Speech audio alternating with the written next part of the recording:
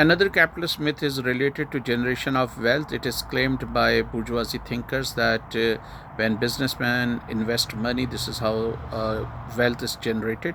But in reality, labor plays a very crucial role in the generation of wealth. It was perhaps because of these reasons that both Adam Smith and Ricardo gave a lot of importance to labor, and Adam Smith came up with this idea of diamond and water importance or their price.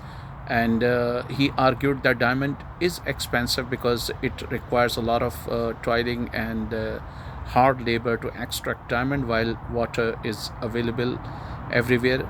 At that time, water was not priced and it would not be sold or bought, but this is how he came up that. And there were thinkers who widely believed that the price of a product is determined by the amount of labor that might have invested in it. Both Adam Smith and Ricardo gave a lot of importance to labor. It was in reality Hayek, the new liberal thinker, who in a way reduced the importance of labor.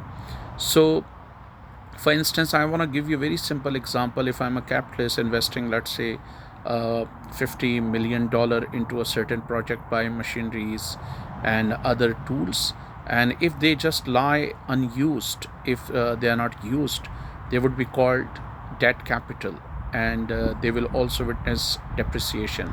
But it's the toiling of the masses or the toiling of the laborers that will revitalize it, and it will put energy into it, and it will make it profitable. So you cannot create anything with the help of capital only. Of course, capital is important, but in a state that is run by workers or people from the bottom layer of socialist stratification, the same investment could be carried out by the government, and the government would be responsible to divert the profit that might be acquired by investing in industries, in factories, in banking and other sectors of economy into the social welfare project that would benefit the entire society, instead of enriching a few individuals, like people like Anil Ambani, who has lavishly spent the sort of surplus value, one would argue, that he might have acquired by carrying out investment in the different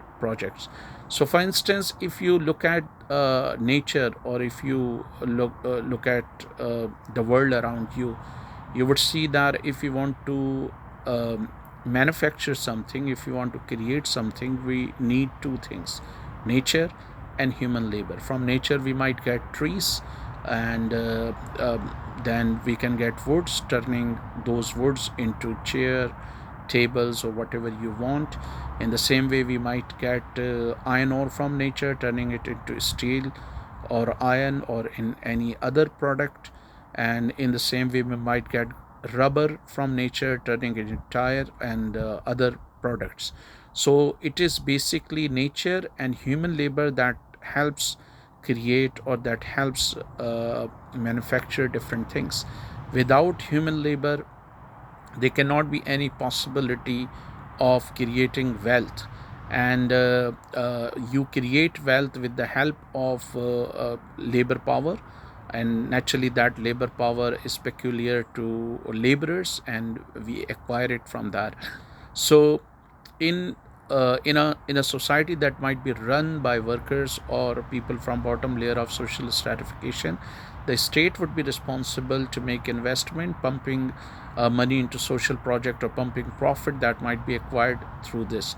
So this myth must be demolished, and in order to substantiate that, their arguments, some bourgeoisie thinkers talk about mental and physical labor.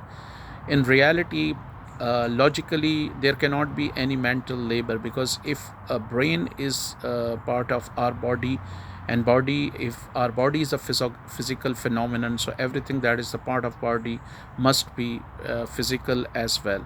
And if I'm a scientist, or if somebody is scientist coming up with an innovative idea, and that innovative idea might be useful when it is fully implemented. For instance, if somebody has come up with the idea of, let's say, mobile phone, and if millions of workers across the world do not install big towers for which they might have to dig the ground, they might have to scale different buildings, they might have to lay the lines for that, that dream cannot be turned into a reality.